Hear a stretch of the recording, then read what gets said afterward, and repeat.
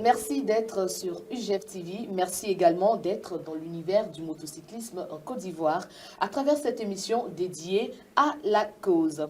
Nous retournons sur la 3e journée du championnat national de motocyclisme 2023 avec M. Mamadou Soumaoro, président de la Fédération ivoirienne de motocyclisme de Côte d'Ivoire. Ne peut pas organiser une compétition de motocyclisme qui veut.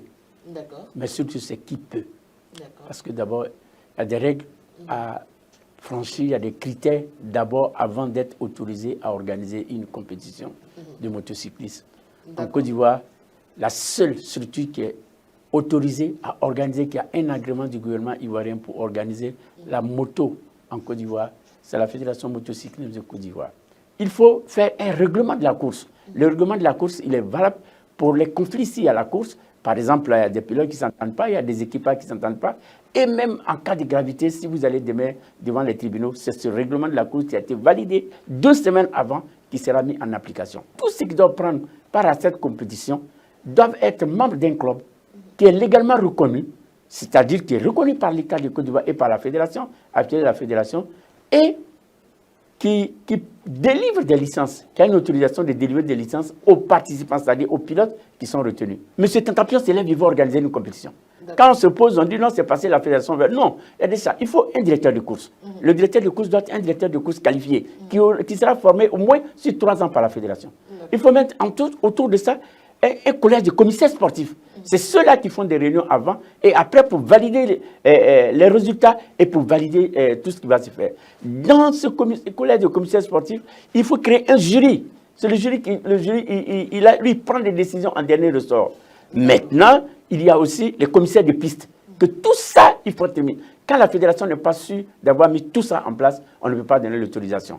Après, l'autre qui est plus important, c'est l'assurance de la course. Il faut une assurance de la course. Et que nous voyons, nous vérifions avant que nous donnons notre autorisation pour qu'il y ait une course. À côté de ça, je remercie l'amicale des supporters qui est venu aussi, qui a fait un travail, qui a donné un trophée au meilleur supporter, celui qui a plus crié, celui qui a supporté. Donc c'était bien, les spectateurs ils sont arrivés, ils étaient bien encadrés. À chaque compétition, nous faisons le classement de la saison. Et puis bon, on donne les choses. Donc il y a eu ce qu'on fait en fonction de ça, il y a eu le classement. Je ne peux pas passer sans parler des filles. Les filles ont été formidables. On a eu 15 filles. Vraiment, c'était formidable. Si on vous parle des images, si vous voyez les filles de Boaké, on ne s'entendait pas.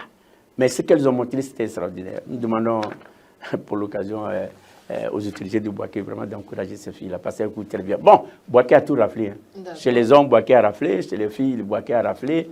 Boaké a eu tous les trophées. Les présidents de fédération sont des passionnés. Nous n'avons aucune formation pour ça. Il n'y a jamais un module qu'on a dit on va former les fédérations, les présidents de fédération. Nous sommes là et chacun, ce sont des passionnés qui s'en vont, qui mettent le budget familial dedans, il faut le dire. Après, il y a une petite subvention du ministère pour aider. Ça, je ne crache pas dessus. Mais je dis, quand nous arrivons dans une région ou bien un département, les DD et les DR, il y a au moins 10 personnes dans chaque direction. Mais nous ne voyons personne. Nous demandons à la mairie, quand nous arrivons dans une chose, c'est pour faire l'animation de votre ville.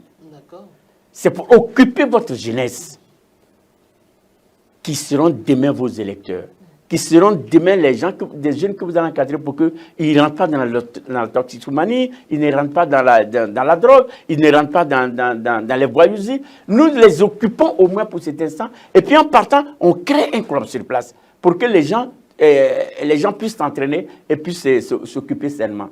Donc nous demandons aux mairies, si nous arrivons, d'accepter de nous donner un espace hors lotissement que nous allons aménager, mais l'espace, il reste pour la ville. Là, les jeunes gens peuvent aller s'entraîner dessus. On peut même faire des journées récréatives dessus. Qu'on nous donne un espace que nous allons aménager, tout ça. Et puis qu'ils acceptent. Pour là, vous louez les espaces, hein? On loue l'espace qu'on nous donne, mais je ne peux pas dire, mais le stade municipal, quand nous sommes battus, nous a fait payer un forfait. Quand c'est monsieur le maire, ou bien le député, ou bien le conseiller régional qui donne un trophée à l'équipe, il est content, il fait le tout. Mais alors, c'est le président de la fédération qui a choisi des personnes dans la foule. Ça a été le même scénario à Jacquesville? Bon, Jacquesville, on n'a vu personne. Non, c'était pas grave. Mais après, vous dites que vous avez eu l'hôpital général de Jacquesville, vous avez eu un peu la gendarmerie. Est-ce que c'est vous-même qui allez vers la gendarmerie pour pouvoir solliciter leur aide en échange de monnaie. 2 semaines avant. D'accord. Nous adressons un courrier pour la sécurité médicale, la sécurité publique. Les gens disent, qu'est-ce que vous voulez? Nous, on veut une ambulance médicalisée, on veut ça. Ça coûte tant. Vous devez payer. Si c'est la gendarmerie, bon, nous, on va vous donner les agents. Mais un agent coûte tant. On paye. Et puis, ils viennent, ils ne font pas du requête, mais quand je reviens là-dessus parce que quand on vous entend dire que la gendarmerie était présente, l'hôpital général était présent, ça laisse croire que c'est les autorités qui mettent toutes ces personnes à votre disposition. Les autorités, ils sont informés. Par exemple, les préfets, quand on arrive, ils sont informés. Peut-être qu'ils donnent les autorisations pour faciliter. Ça, je ne sais pas, mais ils sont informés. On dit, aidez-nous à faciliter l'organisation. Ils peuvent donner administrativement des autorisations. Mais quand vous arrivez... Après, c'est facturé. Mais quand c'est facturé, vous payez. On dit, bon, nous comprenons que bon, c'est des gars que vous déplacez pendant le week-end. Ils devaient être chez eux. Vous les déplacez. Bon, quand on nous dit... Oh, c'est pas des 1000, mais ça coûte quand même quelque chose. C'est quand même 2 pièces, 3 monnaies qui nous fatiguent un peu quand même.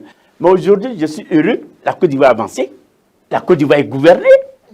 Je remercie vraiment le général de brigade Apalo, de la gendarmerie.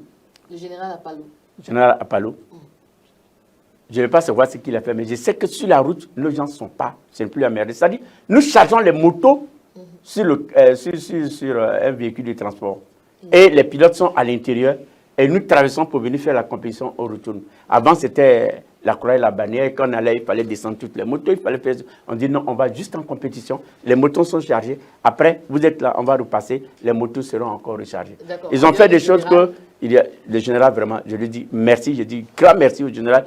Grand merci à toute la gendarmerie parce que vraiment, il nous facilite vraiment la circulation publique quand nos gars se déplacent. Ils nous facilitent. C'est pas chaque fois que je suis obligé d'appeler telle ou bien telle personne pour qu'ils interviennent. À côté, il y a le directeur général de la police. D'accord. Nous n'avons plus d'emmerdement.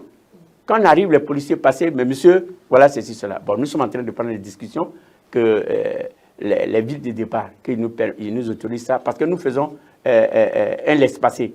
Mais que les gendarmes ou les policiers acceptent quand ils parlent pour dire, vous avez mis 20 motos, donc ils nous autorisent ça, et puis ils passent. Donc je tiens à remercier aussi tous les policiers. À côté, il y a aussi la douane.